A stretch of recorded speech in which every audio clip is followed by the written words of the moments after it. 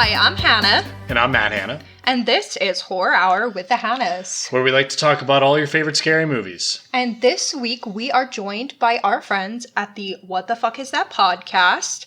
Hi, Jess. Hi, Jen. Thanks for joining. Hey. Hi. Thanks for having us. So, do you want to introduce your podcast to our listeners? Let them know where to find you, what kind of content to expect? Of course. So, like said, we are the hosts of the What the Fuck Is That podcast, a podcast where we talk about everything paranormal and true crime and spooky. You can find us on Instagram at WTF is that pod, and over there it'll have our link tree to take you to all of our fun stuff. They have a really fun lineup of episodes coming out like right before this, so definitely make sure you're checking out their backlog and start following them for their future content. We also are doing a collab with them on their podcast, which relates to the episode we're doing now, which is super fun, so make sure to check that out too. Yeah, so if you know how to read and you saw our title, we're covering The Conjuring 2. Which is based on the Enfield Poltergeist haunting, which is what we're covering on the What the Fuck Is That podcast episode. Woo! So they go hand in hand. Yeah, I love the tie-in. But for The Conjuring 2, yes, we love a tie-in. I was so excited when I realized we could do that. I was screaming. I'm like, this is brilliant! She texted me in all caps at work. Yeah, when you said Enfield Poltergeist, I was like, yes, bitch, slay. I like that we had a whole other movie chosen. We're like, we're going to go with this. And we gave you our list, and you're like, JK, throw out that idea. Yeah. Genius level IQs in this group. Well, The Conjuring 2 is a 2016 film directed by James Wan, and it's a sequel to 2013's The Conjuring. Both were directed by James Wan. The screenplay of the sequel is by Chad Hayes, Carrie Hayes, James Wan, and David Leslie Johnson. Again, starring Patrick Wilson and Vera Farmiga as Ed and Lorraine Warren. So just some fun behind-the-scenes facts is that this was the highest-grossing horror film of the year. Oh. You would also know this year as the year that Lights Out came out. That's the other prominent one that I think of offhand, because they played a trailer for that for The Conjuring 2. Some other behind-the-scenes facts that I thought were super fun is that the actor Javier Batet, who plays the Crooked Man, was also in Rec, and he played Mama in Mama. He is 6'7". Oh. So that is how he is very tall and slender. To be honest, I thought the Crooked Man was like CGI? a weird claymation CGI Yeah, thing. I thought it was I had no CGI. I am shocked that it's a real lot person. of people thought that. Yeah, a lot of people thought that. So that is why I was like, oh my goodness, that's so fun. They also were going to make a spin-off Crooked Man movie. They should. And That I'm would glad be really dumb. That is the most I think it'd be terrifying dumb. part. Seriously, they should. I just feel like, I'm surprised they didn't, frankly, but I just kind of feel like they took this franchise based off true stories, and then they're making these like offshoots about fake things, but in the same universe. And they ran it off a cliff. And that doesn't make sense to me. Yeah. But like, do you, dogs? So, you'll know we covered Annabelle, which was dog shit, and a movie that really upset me because it was not true at all. They just like made up a story about an actual true story. Mm-hmm. And then The Conjuring, which we covered as well. We liked. So go listen to those two if you want. But Some other fun facts, though, is that Vera Farmiga had a swollen lymph node during the production because of screaming so much in the movie. Because they would take like 50 takes of her just screaming. What a commitment to your character. I know. I am going to physically injure myself to get this screaming down.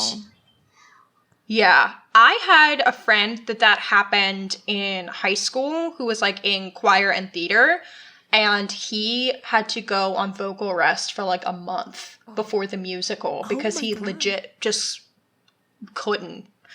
So I felt her pain by living vicariously through Frankie's pain. Shout out, Frankie.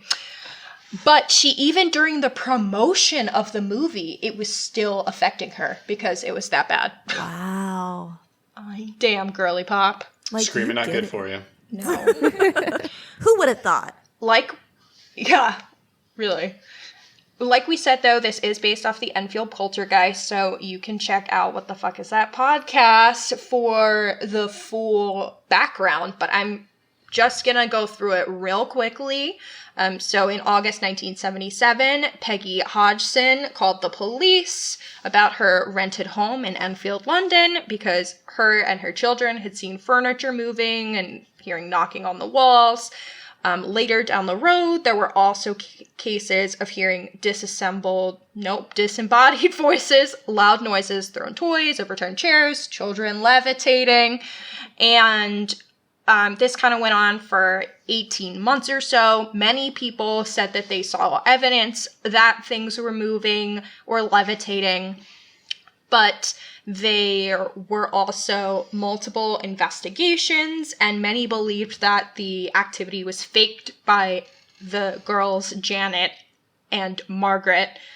Janet had specifically been caught faking at times, and according to some of the investigators, they thought that, that Janet was skilled in ventriloquism, and also that some of the voices that she was doing had a habit of rapidly changing the topic and jumping all around. And they said that Janet did that as a person too. Oh. So they were like, that her.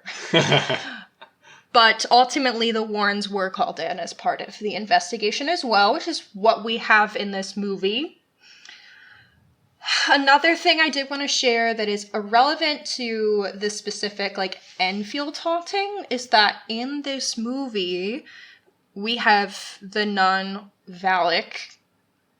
Valak is a real demon, but it's not a nun. It's a child with the ability to conjure serpents. So they took the name, but none of the, real quote-unquote information. Mm-hmm. So essentially, all of these movies, where they're it's based on things that may or may not have happened.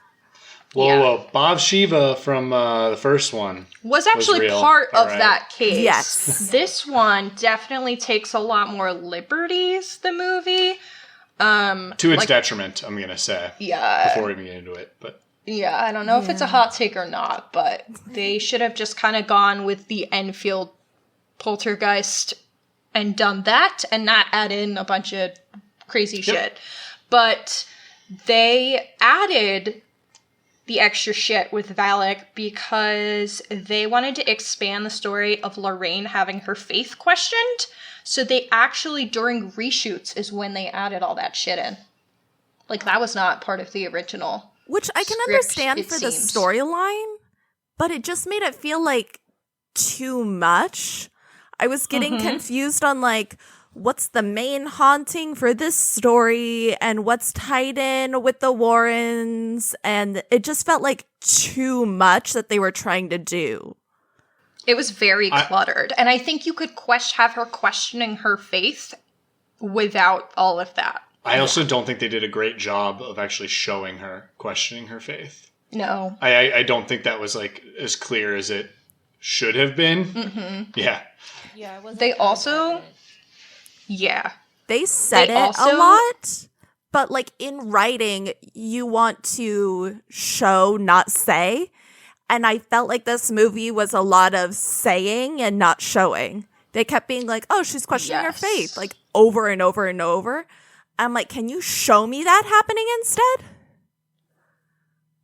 I definitely feel that is a good example of how the filmmaking for this just isn't as good as the first. Yeah, I agree. And that's partially the script, but also other things. I just feel the shots aren't as good. It doesn't look as pretty. The vibes are just not the same. I never even thought about the questioning the faith stuff because I feel my bar for questioning faith themes in movies would start with Signs, M. Night Shyamalan Signs.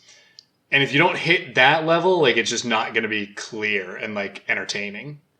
I don't know if you guys have seen that movie, but very much about, I love that movie. So You've never seen it, have you, Hannah? No. It rocks. It's really good. Yeah, aliens, as I say. I know. It just can't with scary. alien subplots. But that's the whole plot of that movie is he's like a priest that has like stepped away. I know. And has like questioned his faith, and then the aliens and all the events kind of like lead him into going back into his faith. Mm-hmm. It's good. Well, the last Sorry, you got a lot today. My last one is that the original design for Valak was a demonic figure with wings. And then they were like, that doesn't fit. We want to use a nun to make it feel more grounded. It also makes sense to be a nun if she's questioning her faith. But I've never found it to be very clear until you said that. Well, also, like, how is this design and this subplot making the film feel more grounded? Not at all. Yeah. All right, I want to say, so we saw this in theaters when it came out, and I saw the original Conjuring in theaters as well, and so I was like, we got to see this in theaters. Well, okay, explain the full story. Matt saw the first one on a date, so I was like, I got to see the other one on a date. I don't know, it was something stupid I said. I don't know. It was dumb. It was like the first year or two of us dating, and Matt was like, well, I saw the first one on a date, so I have to see this one on a date. I was trying to get you to watch horror movies. Clearly, if you did one way... Yeah. And for us, we went in and Hannah was like already scared, and then the Lights Out trailer played, which was really scary. And she was like, I can't do this after seeing that. And then you had to sit through this movie, which at the time I found this movie quite scary. Yeah. Especially in our theater watch. It was a rough time for me. I was not thriving. And it was probably the first horror movie I'd seen in theaters since high school. So... rough shit. I also lived alone at the time because it was the summer and my college apartment, it was just me there. So he makes me watch The Conjuring, the first one, that summer. I'm having trouble sleeping. I finally get over it. And then we see this shit. And I swear to God, I didn't sleep for like a week. And I worked 2 jobs at the time. So I'm working like 40, 50-hour weeks that summer, serving up super late anyway, and then just not able to fully sleep because I'm very prepared to see a demon nun in my home. So, just right there above you. For the two of you, when was the first time you saw this? And like anything you remember about it?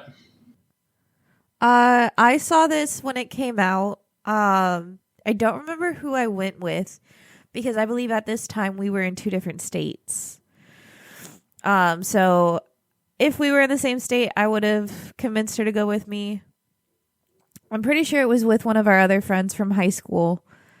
But I remember seeing this when it first came out. I absolutely love the Conjuring series, so I was really excited when this one came out. I don't really remember much though of like what I thought of it or like how it was. I don't know. I'm never really that scared by horror movies anymore. So I guess it was just kind of like, okay, it's a movie, and then continued on with my life. You've desensitized yourself. That makes one of us. That's what happens when you work in healthcare. You just are used to trauma. See, I work in mental health. I work with trauma on the reg, and I am not desensitized. Oh. I guess we both cope in different ways. Exactly. Yeah, see, and then I'm just a huge scaredy cat. You are. It's like I didn't watch scary movies until really Jenny moved to California. I watched it a couple scary movies because I like to do Universal Studios does their horror walk every year. And I have this thing of like, obviously I have to watch the movies before I go to the haunted houses so I can appreciate them. And one of the years was Conjuring 2. Okay. Yeah, so obviously I'm like, I have to watch it. I need to understand the things. Although I forced her to watch the first Conjuring before we watched the second one, even though it has no relation. I was like, I think that's just my autism. I was like, you need to watch the first one before you watch the second one. I agree, though. Especially since the first one, like, is better. I think it's the move. to make you sure can you tell see it. this is a sequel. Mm-hmm. It's filmed like a second movie. Yeah, and I was going to say this for later, but I'll say it now. I feel like they went the wrong route with these, where they should have gone with the Knives Out approach of just like, it doesn't need to be a sequel. It's just another story based on a true Warren case with the Warrens there. Right? Instead, they went the like MCU route of trying to like link everything together, and I think this just like completely falters because of that. Yeah. And it's like, why not just like, don't name it The Conjuring, name the first one The Conjuring, give this one a new name, name it the Enfield Poltergeist, and then a Warren story or some stupid shit like that. But like, it didn't need to connect at all, and I think it really causes problems. Yeah, I think if you want to connect it, there's a way to do it, but this was not the move. Mm-hmm. Before we dive too deep, just to give our audience a little more background as to your taste in horror movies, what are your favorites? So my favorites are actually, okay, if we're going modern, because you have to go either classic or modern. It can't just be mixing the two. For modern, like I said, the Conjuring series are probably my favorite, but mostly because I know the stories of them beforehand. So those are definitely my favorites. And then classic wise, I am a very big fan of Halloween. My birth mom actually is a very big fan of Halloween and kind of got me into that. But another good one is Nightmare on Elm Street. Hell yeah. Both series we like. Yes. Well, and then like I said, I'm not a big scary movie person. The thing that kind of got me into it is a psychological thriller. So I watched Get Out first. Love. Oh, it's so good. So I think that's probably my top one because it was really my introduction into that genre. I also really liked Midsommar. Midsommar, easily one of my favorites. So good. And we just covered Nope recently, Jordan Peele's third movie. So that's definitely one to listen to. That one did well. About that one still. Oh, that one, and you'll hear me say it. It's my favorite of the three, like easily. Oh. Yeah. Maybe I gotta give it a second watch. Have y'all done? I'm not all that familiar with everything that you've done, but have y'all done anything about the movie Split? Yeah, we did. Yeah. I have so many that feelings. was probably one of the ones that really did fuck me up more than anything, because that's an actual like disorder that someone could have. So that's what we talked about a lot because of Hannah's education and our guest education on that one. It's just like there was a lot of time spent talking about how like bad of a representation it is. Yeah. So I work in mental health and I have, my degree in mental health counseling. So when I watch movies that have mental health representation, it's definitely something I'm attentive to.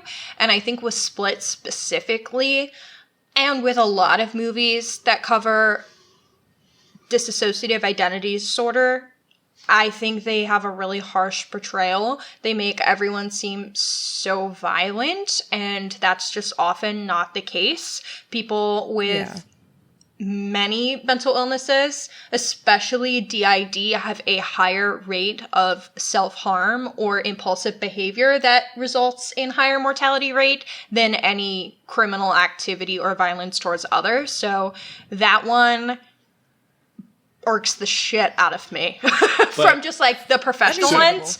But the filmmaking is fun.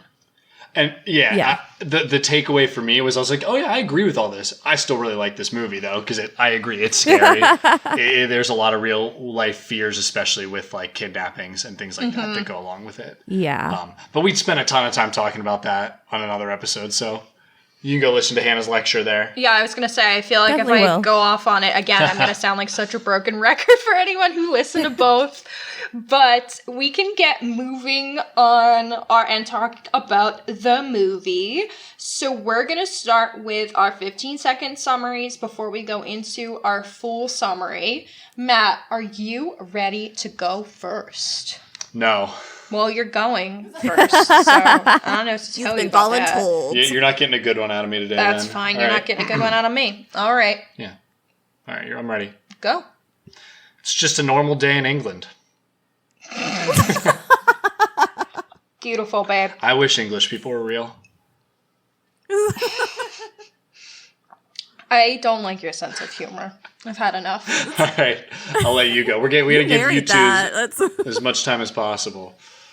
All right, you ready, Hannah? Mm-hmm. Go ahead. Child fakes haunting, maybe. Ed and Lorraine are shown as perfect on screen when not in real life. More propaganda.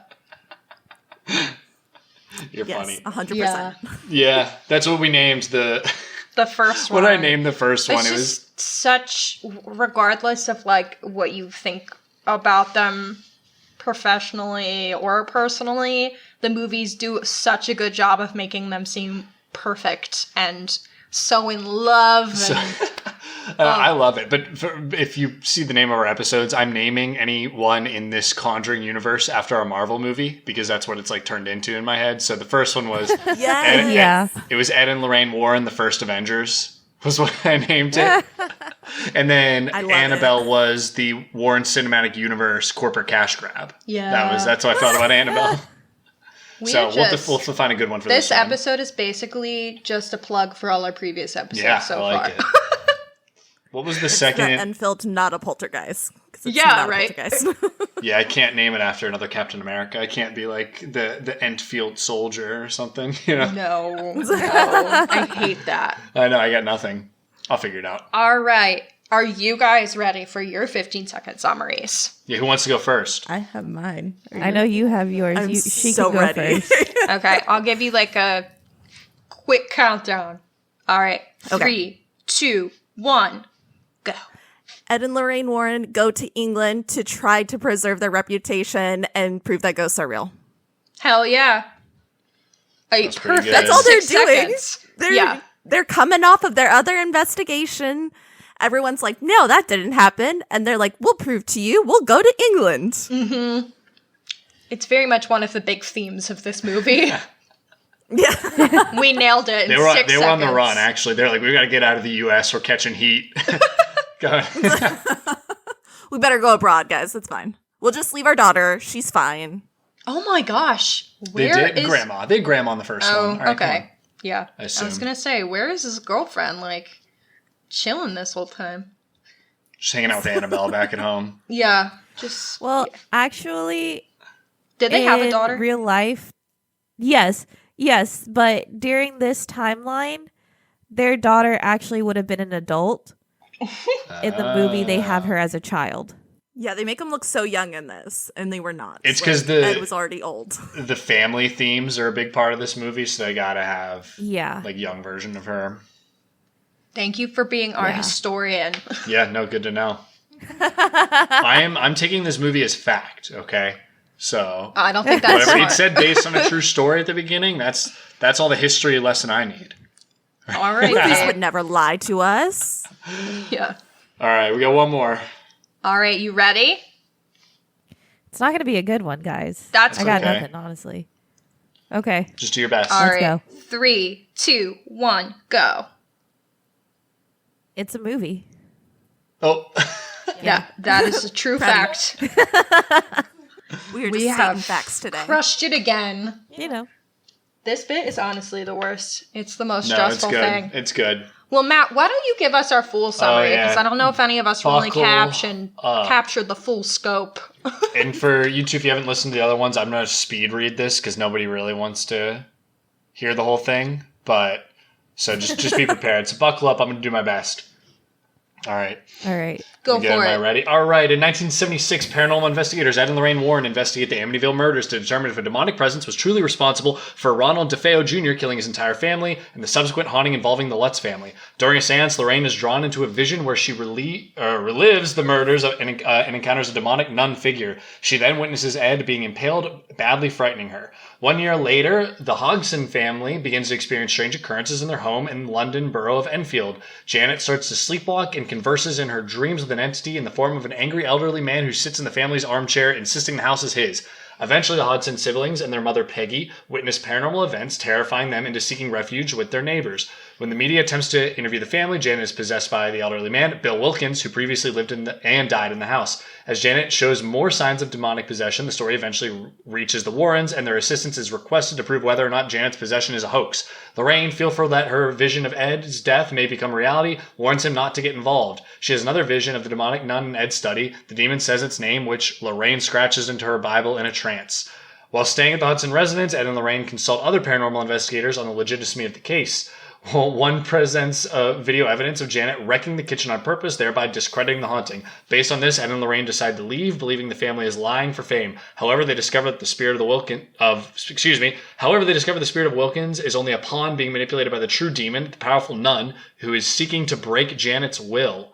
Lorraine realizes that her abilities had been blocked by the nun, preventing her from grasping the truth of Janet's possession. Ed and Lorraine quickly return to the Hodgson residence and find Janet possessed and the rest of the Hudsons locked outside of the house. Ed ventures inside alone and finds Janet at the window ready to jump out. He manages to grab Janet in time, but is close to falling. Lightning strikes the tree in the yard, turning into the stump that impales Ed and Lorraine's vision. Lorraine finds her Bible, in which she wrote the demon's name, Valak. She addresses the demon by name, gaining dominion over it and successfully condemning it back to hell. Janet is freed of its possession, and Lorraine pulls her and Ed to safety.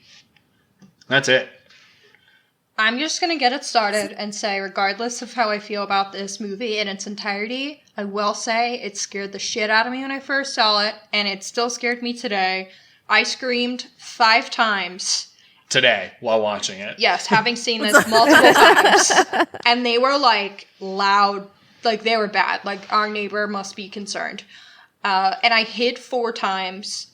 And I panic laughed twice, which wasn't quite like a scream, but I panicked. Got me. I get that. Mm-hmm. Yeah. I had 0 on all this, but I know the first time I saw it, I thought that there were a lot of fun and good scares. The first time we saw this, we thought this one was scarier than the first, but I feel like now, maybe because I just have more gripes with it, I felt like the first one scared me more, but I don't know. I think that this movie... I just have a... Oh, sorry, go ahead. Oh, no. I just wanted to ask, I have a question. With y'all going back and watching it, I guess if this is a second time or however many times you've watched it, did you notice something during the vision scene that Lorraine has where she writes the demon's name in her Bible? Did y'all catch that? I have to be real. By that point in the movie today, I had checked the fuck out. By the last, I want to say third or quarter, I was like, I've had enough, frankly. And I think it's just because I can't help but compare it to the first one, and I also am tired. So I was just having trouble, and I feel like there were details like that I probably could have picked up on, and I didn't. Well, what was the detail? Her writing the name? Funny. Or something else? So, if you look... No. If you look in the bookcase while she's having this vision and, like, freaking out, writing out the name...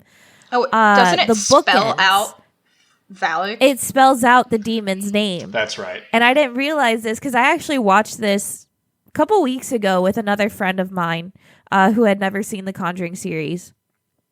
But I didn't think about it. And then as we're watching it here, I'm like, holy shit, does it actually do that? And like it cuts back to the scene of the bookshelf behind them. And I'm like, oh shit, yeah, it does.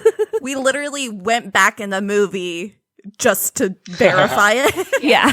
James Wan's clever. He likes putting that stuff in. So... Which I appreciate. Yeah. It gives that rewatch value of, oh, I didn't notice that the first time. Let me go through again. Yeah, I like his style. I'm a fan. I will say, though, with the scares in this movie, I found it to be like a very good haunted house. Where, like, it gets me, it sets me up really nice, it directs my eyes somewhere, and then hits me from the side like a raptor in Jurassic Park. You know, Yes. and, but then it's kind of just leaves me empty afterwards where I'm like, yeah, that was good. That scared me. Yeah. But compared to the first one, I never really felt like it it like stuck with me. Like I felt like the tension and suspense of that first one built up. And there it is a lot of jump scares, and they're well crafted jump scares, but I just sometimes need a little more meat there, a little more substance. Yeah. So. I feel... And I think it's because, like we were saying earlier, the story is so all over, so those jump scares don't really hit as well and continue, because you're like, oh, that was scary. Okay, now what's going on with this plot again? Yeah. Yeah. And I guess the danger just doesn't feel real like it did in the first one, is maybe part of it. Yeah. And I don't love Insidious, which we talked about. And I felt similarly about that, where I was like, it feels like a bad haunted house, you know? It's like, it set me up. There's people running around. Like, it's fine. And that was a problem. And I do feel, from a rewatch standpoint, I have liked this movie less and less every time I've watched it. Which is sad, because I came out of it the first time, and like, that was scary. I really liked that. But I feel like the first one really holds up. The whole first one completely rewatch. holds up, in my opinion. So, that's my issue. Agreed. And you two like the first one, correct? Oh, yeah, you told me it's your favorite. Yeah. Sorry. Oh, yeah. Yeah. Literal Duh, favorite. she just said it was her favorite. But, yeah, that's how I'm feeling on this one. It's still scary. Did you have any jumps, screams, hides from the two of you? The Crooked Man got me every time. There's something about it being tall and bent over, but still able to move fast. That I don't appreciate. You know what it is? I'm going to plug another one of our episodes. Oh my gosh. We just covered an episode on childhood horror where we talked about Courage the Cowardly Dog. I don't know if you ever watched that show. But Yeah. there's an episode that we talk about King Ramses' Curse, where they use a CGI like villain on the 2D background, and my little brain couldn't handle it, and it like scared the piss out of me as a kid. And that's kind of what the Crooked Man looks like to me. Like, he doesn't look like he should fit into this world, so it like really upsets my brain to look at him. So, you feel that, Hannah? Yeah, I don't care for it. That's probably why, though. Also, the amount of times I screamed about them having the tent still up. I know. I was like, just take down the fucking tent. I know, like, I don't that's- understand why it's still there. It's fully in your control to get rid of that particular haunting. Please. Or at least, like, take out the scary part, because, like, you can't see it. Just take down the fucking tent. You have enough going on. You don't need to play in a tent right now. I also, part of me wonders, and this is just a dumb complaint, but I'm like, did anyone try and get rid of the chair? The chair? Yeah, I would not Oh, the touch haunted that chair. They're poor, Hannah. Yeah, they needed Come on, the they furniture. can't afford to get rid of that furniture. No, I understand. Like, you gotta take advantage. I have pulled furniture out of trash cans when I needed to. But still, just a thought, guys. Well, like, knowing someone died on it? Well, I just wonder what they did with it now, considering that at the end of the movie, they say that Peggy Hodgson actually died in that same chair as well. Why would you keep the chair? I don't Yeah, understand. I'm shocked. I don't think I could know. use it again after all of this. Or, keep it. But especially if it's still there, it's there for aesthetics and because I feel weird throwing it out. It's not there because I want to sit in it. All right, Hannah. What'd you like about this movie? I feel like this movie had some really well done jump scares. Specific note that I wrote down was the fucking scream that I just scrumped. Because there were so many that just really got me. I think it's really smart the way these movies begin with part of another famous case that kind of frames the theming that we might see throughout the movie. So specifically starting it with Amityville Horror and how that has been highly doubted and discredited. I think that really set us up for then this story, which also has the same doubters, essentially, and skepticism. So I think, like, thematically, that was a really smart intro. And it also gives us, like, a little taste for another haunting that we're not going to see in full, which is just fun, regardless and of the it rest was of the another haunting filmmaking. that they did in real life. Yeah. And it's a good movie selling aspect. Because you can go, oh, hey, we're talking about this other case. We also have another movie for it. So it just all plays in together. the second I saw those windows in theaters, I was like, oh shit. Like that was such a big like reveal for me. I was really excited about. So I will ask, like, did you two enjoy it? Like, do you like this movie? How are you feeling on it? And like, what did you like? If you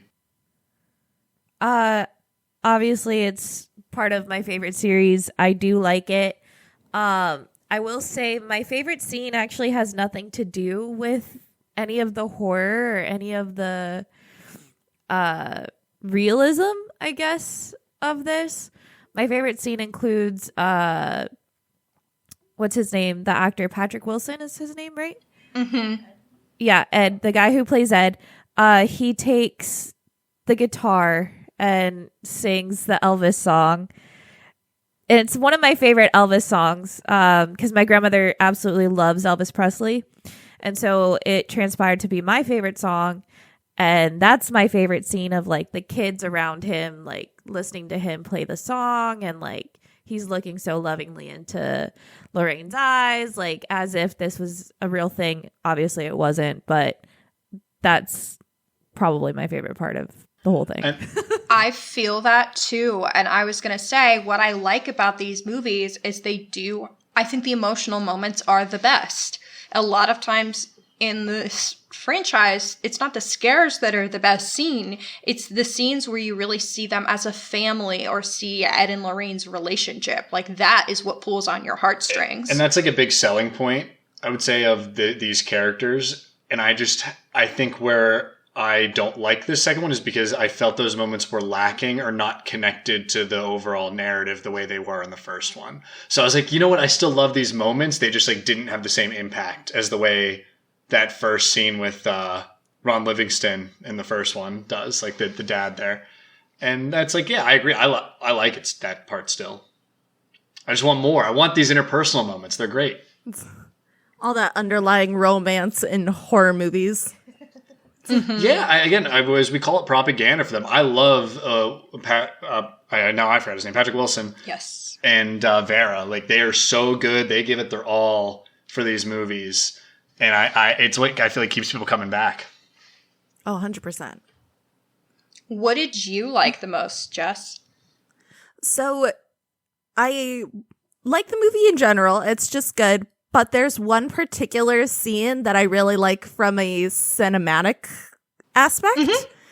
It's towards the beginning, and it's that one long continuous shot. It goes through the house. It's going through all the different rooms. And it's not till you hit the point where the haunting would be that it then cuts that continuous shot.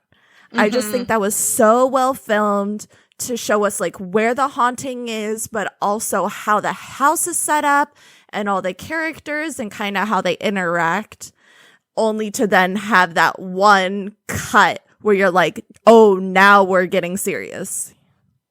That's something Wan is really good at. I think it's shown in all of his the movies he's directed. He actually like does a really good job of like conveying space, especially when it comes to haunted houses, which is like what a lot of movies are. Is Saw as well. I love Saw and Malignant. All of them, I think, convey space like very well. And the way he moves the camera, I enjoy. He's got a lot of fun little shots that make you feel things. And he's really good at plays out the scene more. It's not just like we're seeing individual rooms one at a time. It gives a sense of realism as if you are walking through seeing all of that happen. It also heightens the tension when we're just continuing to wait for something to happen. And I think he's really good, too, about where he places the camera. It's always, I feel, very strategic, whether he's showing us the people that are reacting to it or to this open space. I think it really, again, pulls out the tension and makes you, it increases the scare factor for sure. Oh, I agree, and then I think he becomes too good at it though, where he just gets caught up making these like fun little scare moments, and then like leaving or lacking in like other areas. At least in this one, and that's like where I get sad. Where it's like, dude, like you were creating some of these intense and scary scenes, and it's like, but I just feel like I'm waiting in line between them. Mm-hmm. And that was he hyper focused too much on making those scenes good, and then forgot to do the in between. Yeah. which is why I might have to come back and say Malignant is it might be my favorite of his movies. Because Matthew, no. Because it's super goofy, so it works for his style. It's still scary. It combines everything that he is good at and like almost does it all like at a 1-to-1-to-1 ratio of itself. It's great. I hate this about him. I don't know if you've seen that one. Malignant? No. I haven't. No, I haven't. Go watch. If you like both of you like slashers, right? We said that? Some. Yeah, some. She's not a big fan of them. I'm a scaredy cat. She's a scaredy All cat right. about everything. Here's my sales pitch for this movie is it's like he was trying to create a new like slasher villain, like to make another iconic one, but also was trying to like make it very campy and kind of make fun of the 80s slasher style. I wish I could explain it better of like why it works so well though, in my opinion. Some people hate it though. It's like very polarizing. We'll have to put this on our list. Yeah. You'll go in, it's super goofy. Like you have to go in knowing it's really dumb, but like that was his intent, if that makes sense. I am Hanna a doesn't like malignant it. hater, Yeah, I'm a malignant truther. and I'm a hater. So I still think you should watch it, but I'm not gonna hype it up the way Matt does. For me, it's like a 6. You just have to know what you're maybe getting a 6.5 into. out of 10. You have to know that he is like knows what he's doing. The and it's not that theming he's bugs the shit Oh, out there are of some me. problems with the themes, The I theming agree. is really problematic in my opinion, but it's still a fun ride. Yeah. So regardless, I can jump back into The Conjuring. I'm sorry. yes, I just had you that. are just all over the place. I have a lot There's to so many say. good movies. We also covered that episode. I'm plugging every episode today. Yeah, you're just. Everyone go This back is and just listen. a preview or like a trailer of Yeah. our other episodes. Sometimes you it'd be dick. like that. It's like a clip show.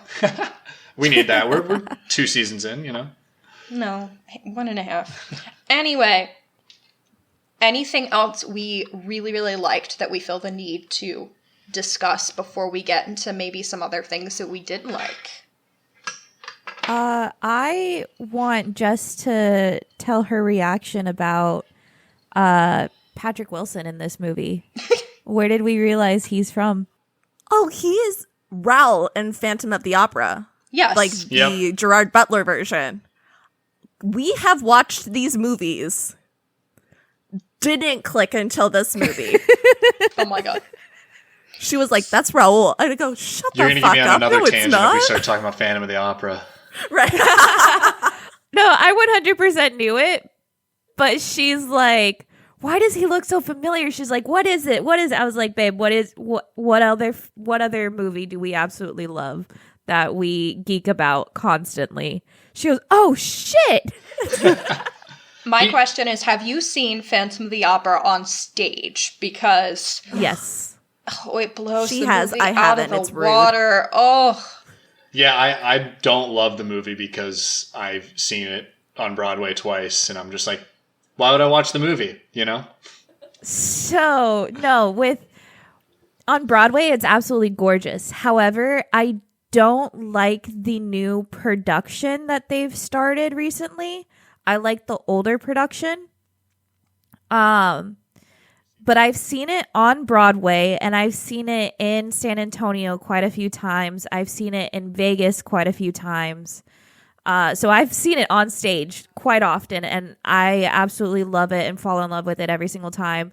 The movie, I think for me, the scene that I absolutely love is Masquerade in the movie, because they are able to do a full out masquerade like scene. Like, it is incredible. Don't get me wrong, on stage it's also incredible, but that cinematic shot of the masquerade scene is just absolutely wonderful. And I mean, Emmy Rossum, who's plays Christine, oh my god, if you ever heard her live, absolutely magnificent. You'd never think that she's actually singing in this movie, but she is. She's the best Mainly part of 'cause that she's movie. Fiona and easily. Shameless.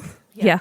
yeah. Also love her in that. Yeah, she is the best part of the movie, in my opinion. I just think, like, Gerard Butler vocally is... I can't get past it. So we end up watching the 25th anniversary at Royal Albert Hall with The Ramin recording. Karimlo because I'm in love with him. Highly recommend if you Yeah. have not watched that. I think it was on Amazon. The staging is like not as great because of where they had to film it, but vocally, I love him so much. Everybody I go could watch it. Go on a tangent for forever and ever and ever. All right, we have to go back to this movie. I like This the tangent. movie. Yeah. Okay. We said things we liked. Let's say some stuff we don't like. Okay, I'm gonna just go off real quick, and some of this is just like dumb nonsense.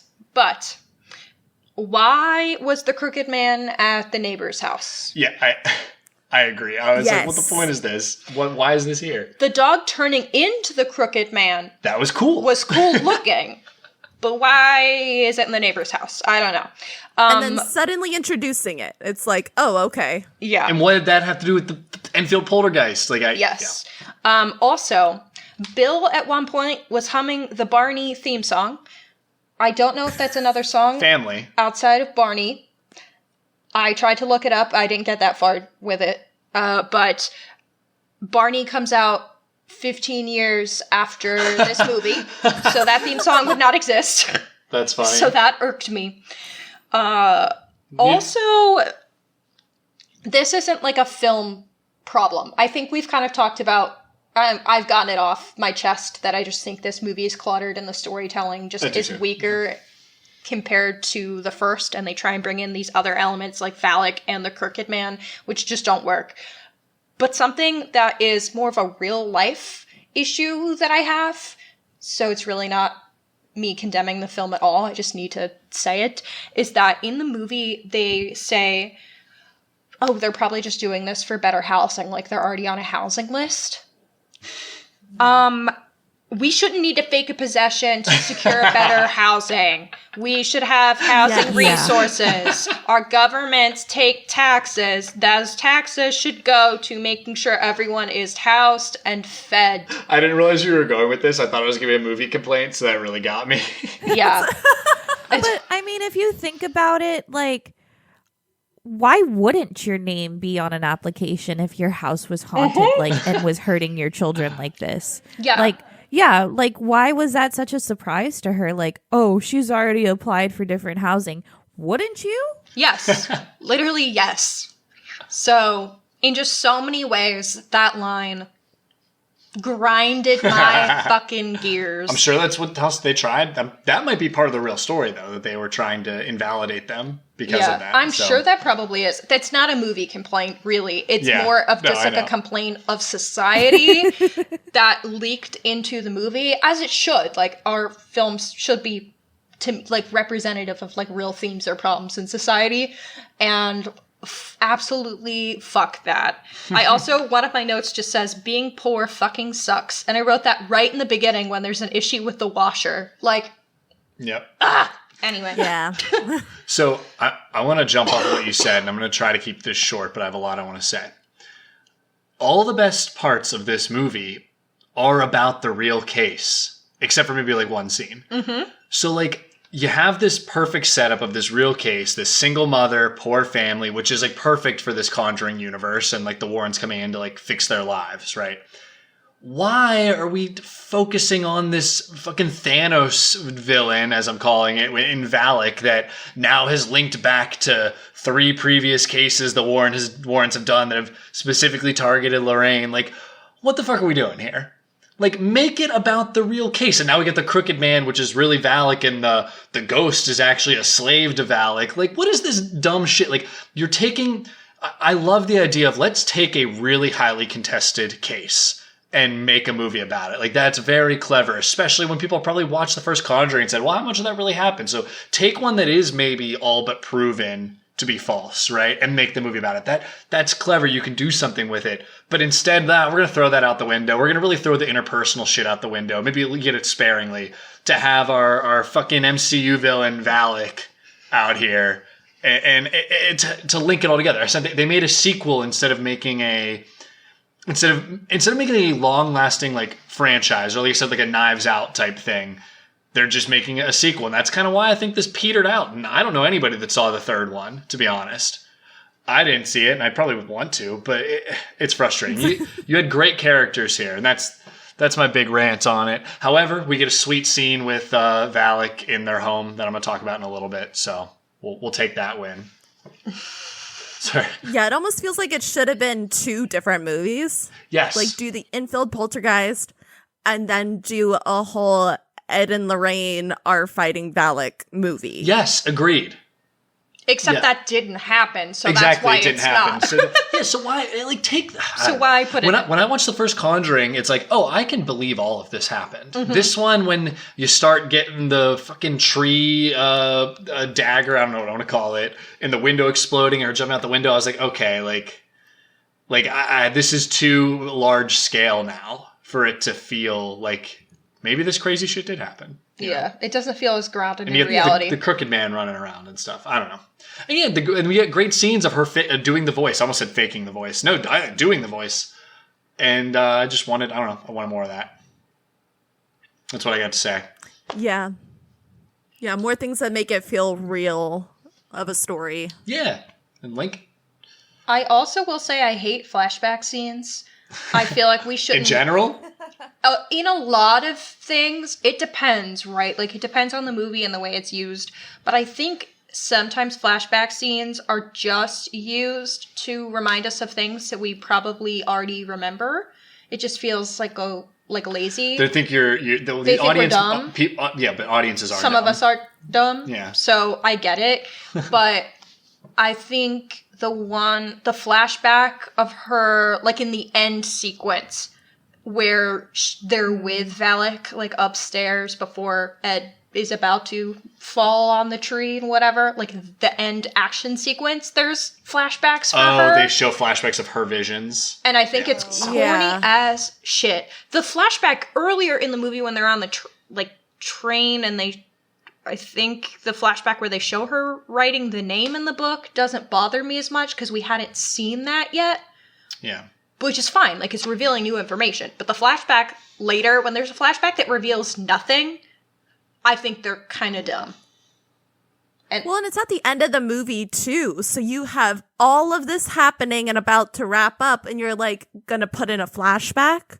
That's not an end of movie thing. That's like a middle movie thing.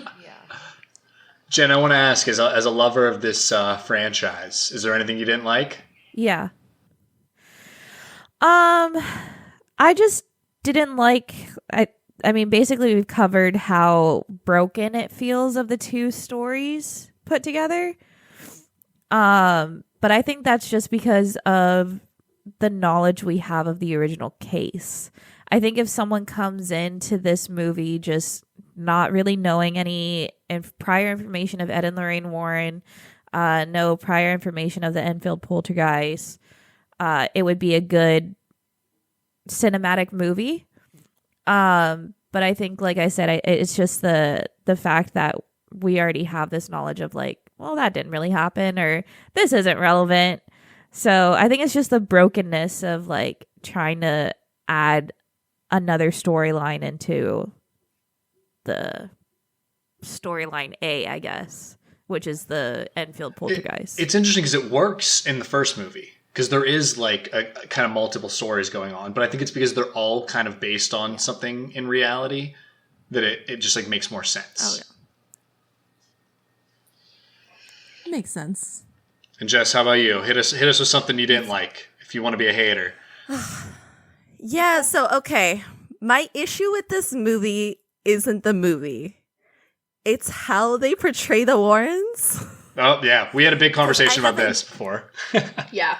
Yeah, I have a very love-hate relationship with them.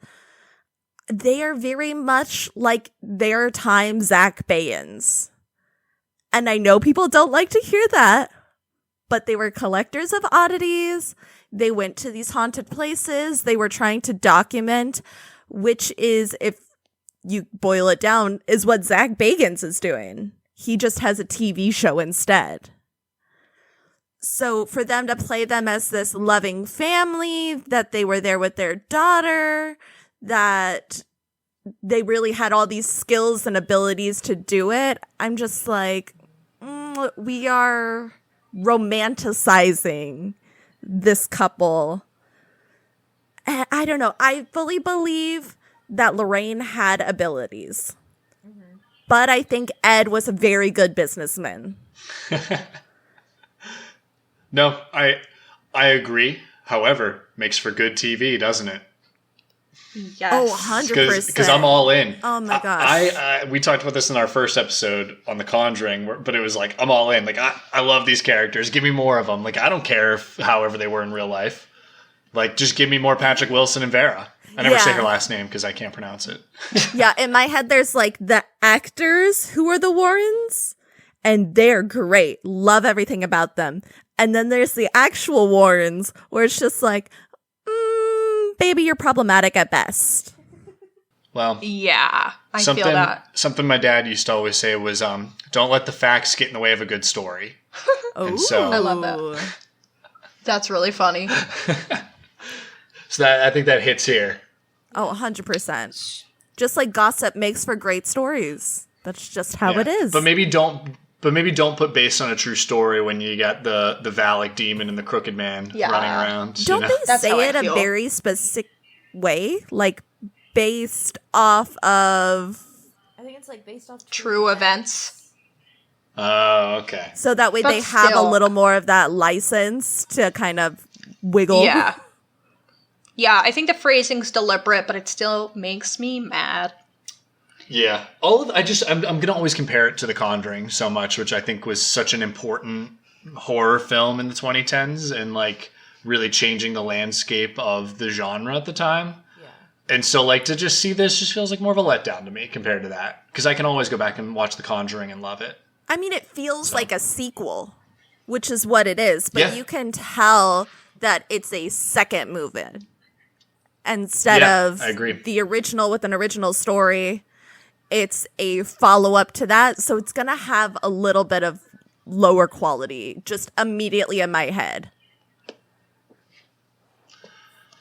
All right. So, sorry. So you want to do themes or we got something else? I was going to ask scariest scene before we move on to themes. It's the painting scene. Well, for me. That was that's a good one. Yeah. I will say I complained about all the Valak stuff, and I wrote in my notes, what did I say? The painting and shadow scene is one of the best horror scenes I have seen. Wow, that was a lot. I was really feeling it when I watched it. And it's a shame that it services a dumb as fuck plot point. Yes. Okay, but also, why did he hang the picture like that? Why are you going to hang that at eye level? Yeah, literally. Also, why would you hang it, period, in your home? Yes! Dude, that's scary. And the worst spot. It is so well crafted, though. That is like James Wan at his best. Yes. To the way it's lit, so when the lights go off, it looks like a person standing there. The thing they do with the eyes, where I think when they actually swap out a person so that the eyes really pop. Yeah. Like it is so well crafted. Maybe one of his best scenes that I think he's put on camera, to be honest.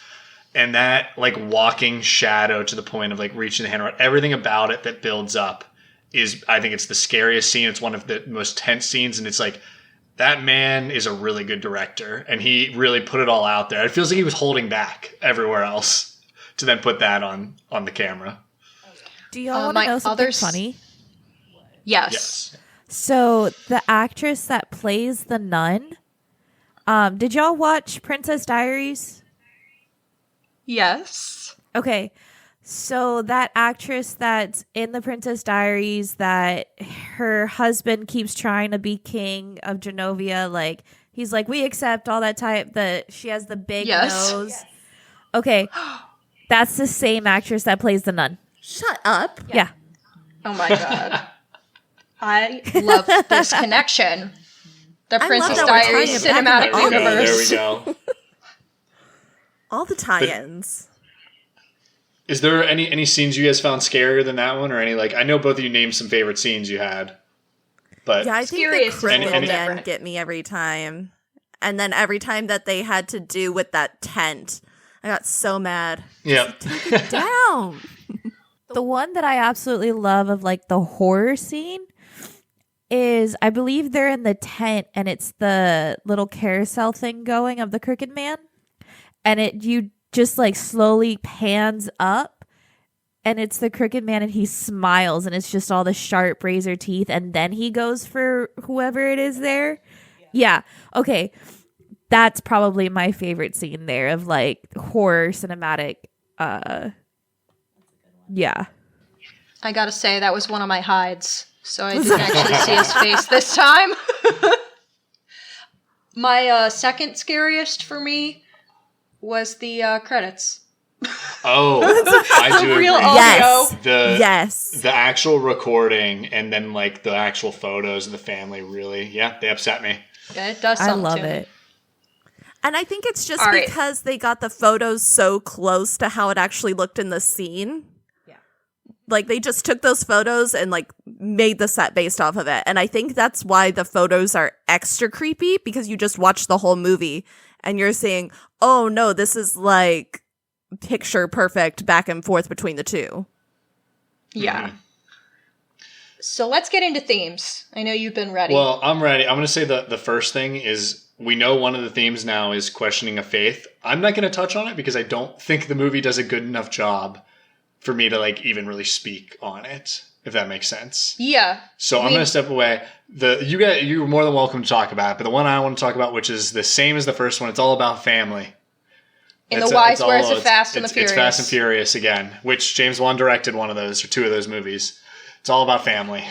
That's like a big theme, I think, in a lot of his movies is the love of family, I guess, trumps all, right? Between the Warrens, between them, and they kind of really keep that on the nose in these. Nothing too crazy I can say about it. Which, I mean, Any makes fun sense because readings? they're trying to build back up the Warrens' reputation. Because these are essentially movies to boost their reputation. And so it makes sense that they'd be like, these are family people. They wanted to help families. I agree. I listed that as one of my purposes of the movie was it's Ed and Lorraine propaganda and showing them as so family oriented, especially Ed, because it focuses a lot on Ed. Like, Ed is the one who makes a lot of comments about them being united. He's the one playing the guitar. Don't let him bully you. He's the one who fixes the house, like all this shit. So I feel like it is really on the nose that they're trying to make Ed specifically, but all of them feel like real family men. Yeah. Oh, yeah. And outside of that, I find this movie to be kind of like lacking in any really interesting themes beyond that. But maybe I'm missing. Is there any that you two saw, or anything else you saw, Hannah? I would say I think one of the themes they're trying to go for is just about like skepticism. But I also don't know what they're saying about that. So, like, it's clearly a uniting topic between Amityville and Enfield. Yes, which are both contested. Yes, by the public. And they make that clear in this, that there is evidence that it might not be true. But I don't really know what they're doing with that, because then they prove that it is true, and then they figure it out. Like, I don't know what they're trying to say about that, but I think it's a uniting theme between the two cases shown in the movie. Yeah, it's just like with we the were saying religion earlier, thing. like they're trying to do too much with too short of a frame.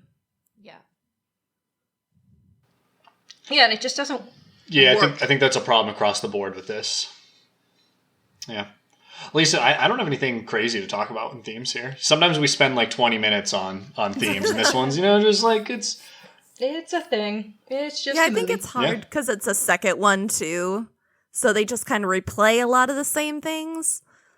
They definitely do. Again, if they would have gone the Knives Out route, would have been cool with that.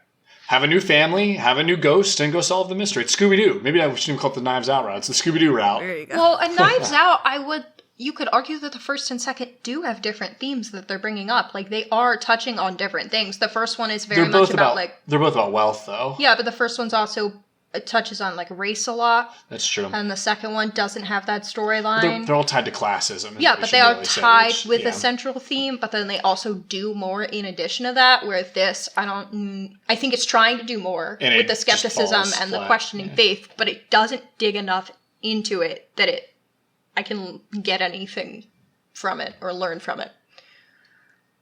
And you could argue, it's just hard. You don't always have to learn. It just makes it seem like a scary movie, and it's like, okay, well, if there's not underlying value to it, that's okay. Not all movies have to have value. It's really scary. But we're also podcast that tries to analyze that. Yeah, we like to try to Makes it a little more But say, difficult. sometimes it is enough to say it's a scary movie. It's a haunted house. And Kinda that was what I its compared it purpose, was to be scary. And I think this one, its purpose is to be scary, to make money, and to show the Warrens in a positive light. And I think it did that, so good for them. Oh yeah, it definitely accomplished those goals. Jen, have you seen the third one? Yes, I have. Did you like it? I haven't seen it, so I want to sell me on it. The third one, actually, I've only seen it, I think, twice. I definitely think I need one more just to kind of like really commit to it. I don't know. It's kind of a hit or miss type of movie. I think you need to be like in a good headspace or like in the mood to want to watch that type of movie. Is it better than this one? The first one's going to be the best one. I'll tell you that. Yeah, I assumed that. Is it better than the second, though, or do you kind of similar? It is. It's better than the second one. Yeah. Oh, maybe we should watch it then. Okay, so the second one's the worst. Ooh. I do know about that case. Well, not like a lot, but I've heard about it on a couple podcasts and like listened to it. I thought that was a really cool case. I think it was a cool pick.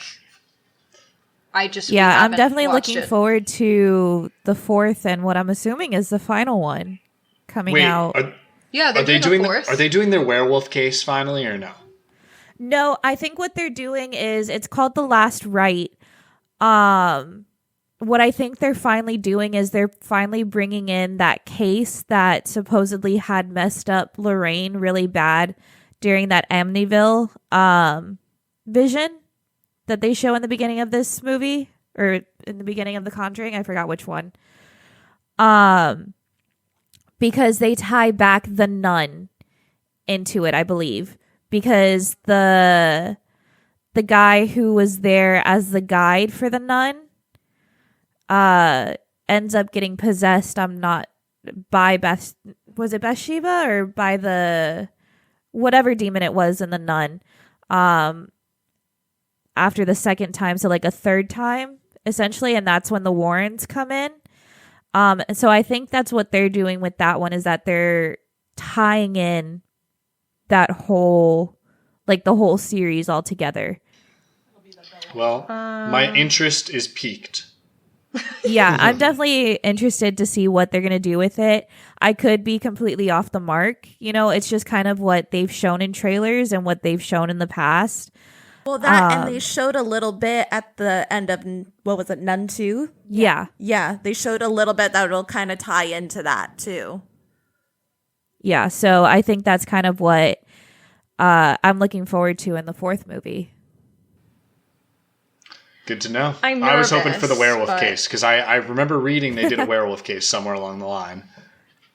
Yeah, I think we'll have to cover that at some point. I don't know exactly what time period that was. But unless I'm misremembering, I swear I read that they did a werewolf case. I don't know anything about Look it, it up. so I'm letting you spout your nonsense. Oh no. Yeah, there are so many cases that they've done. Let's see. Hannah's doing a quick Google search. You don't know how to spell werewolf? Yeah, I panicked for a second. That was so wrong. It's W-E-R-E. It's okay, we all do. Yeah, see, there was. All right, I'm not lying. They did have a werewolf. They wrote a book about it, too. Werewolf, A True Story of Demonic Possession is the name of one of their books. That would be a sick movie. Okay, we need to bring werewolf movies back to Hollywood. We'll put you guys on the list and have you come back on when we cover that case. We'll all read the book. Book club. All right. I think we're ready to rank this movie. Well, I wanted to... Oh, my bad. We are starting a new segment, Terrible Twitter Takes. Oh, okay. And I did do about 2 minutes Twitter searching to see if I could find an opinion that I thought was ludicrous, and I found one pretty immediately. Okay, great. It's Twitter, so... Someone tweeted, list of horror movie sequels that are better than the original. Oh my god. And they put this on the list. No. It's maybe scarier, maybe, but maybe not even that. The filmmaking is just, like we've said this whole episode, it's a no, comparatively. Bad take. Bad take. I don't even need to lecture, listen to the there, rest. But... Listen to the rest of this episode if you're just tuning in now, and you'll know why we feel that way. All right, now we can rank? Yes. All right, let's rank them. So, Jen, I kind of want to hear from you first, since you love this franchise, if you don't mind. We rank out of 10. I don't... You Ratings can rank are it on, arbitrary. Yeah, rank it on whatever scale you want, but it's out of 10. Okay. Yes, it is one of my favorite, like, series movies. However, just this one, based off of, like, the story, and, like, the knowledge that we have on the case, stuff like that, I'm going to give, like, a 4 out of 10. 4 or 5 out of 10. Oh, I'm shocked. The cinematography, though... Yeah. I thought you were going to go so much higher. Though, I think I'll do, like, an 8 out of 10. Like, it was shot really well. Okay, that threw me for a damn loop. I was expecting a much higher score.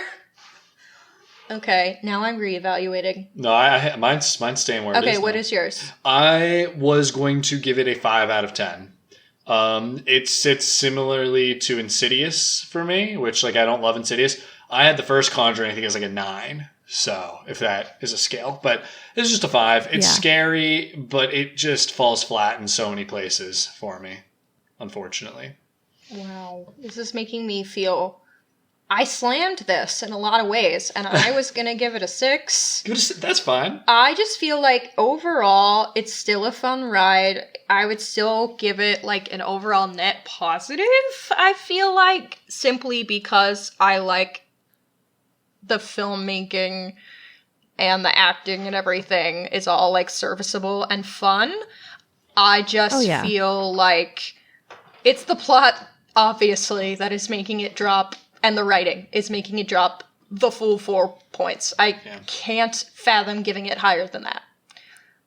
Yeah.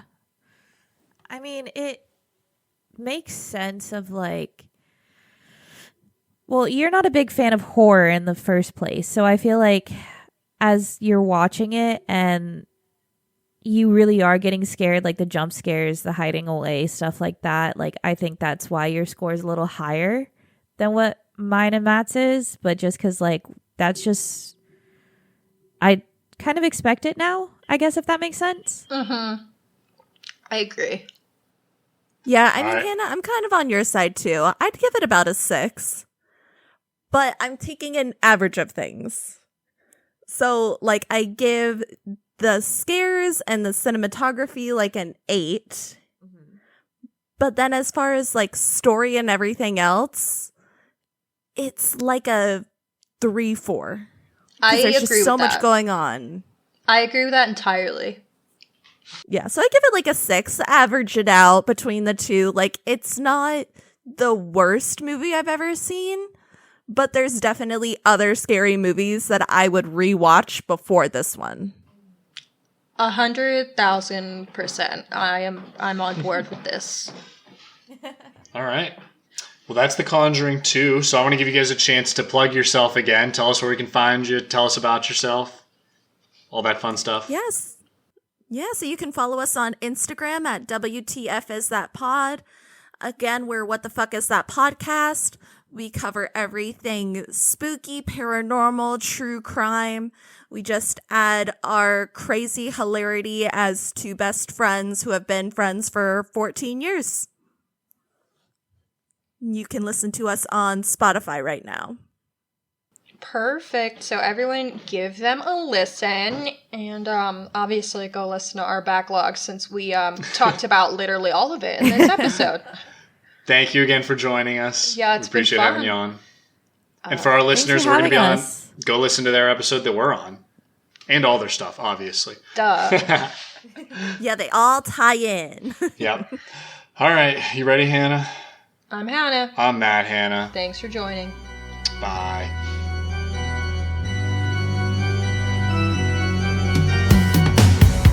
Thank you for listening to Horror Hour with the Hannas. Make sure to listen to future episodes on Spotify, Apple Podcasts, Amazon Music, iHeartRadio, or wherever you can find podcasts.